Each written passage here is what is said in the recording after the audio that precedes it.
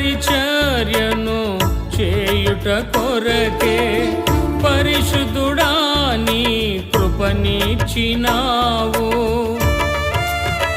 అంతట యెహోవా వాక్కు రెండవ మారు యోనాకు ప్రత్యక్షమై సెలవిచ్చినదేమనగా, నీవు లేచి నినెవే మహాపురమునకు పోయి నేను నీకు తెలియజేయు సమాచారము దానికి ప్రకటన చేయుము. కాబట్టి యోనా లేచి యెహోవా సెలవిచ్చిన ఆజ్ఞ ప్రకారము నినెవే పట్టణమునకు పోయెను. నినెవే పట్టణము దేవుని దృష్టికి గొప్పదై 3 దినముల ప్రయాణమంత పరిమాణము గల పట్టణము.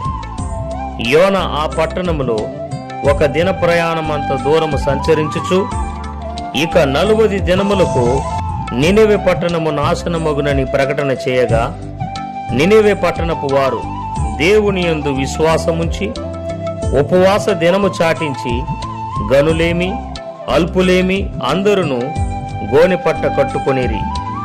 ఆ సంగతి నినెవే రాజునకు వినబడినప్పుడు అతడును తన సింహాసనము మీద నుండి దిగి తన రాజవస్త్రములు తీసివేసి గోనెపట్ట కట్టుకొని బూడిదలో కూర్చుండెను.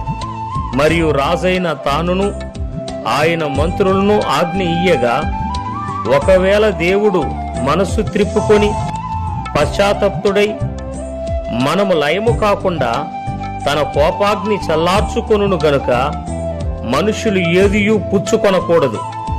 పశువులు గాని ఎద్దులు గాని గొర్రెలు గాని మేత మేయకూడదు, నీళ్లు త్రాగకూడదు. మనుషులందరూ తమ దుర్మార్గములను విడిచి తాము చేయు బలాత్కారమును మానివేయవలెను. మనుషులేమి పశువులేమి సమస్తమును గోనెపట్ట కట్టుకొనవలెను. జనులు మనఃపూర్వకముగా దేవుని వేడుకొనవలెను అని దూతలు నినెవే పట్టణములో చాటించి ప్రకటన చేసిరి.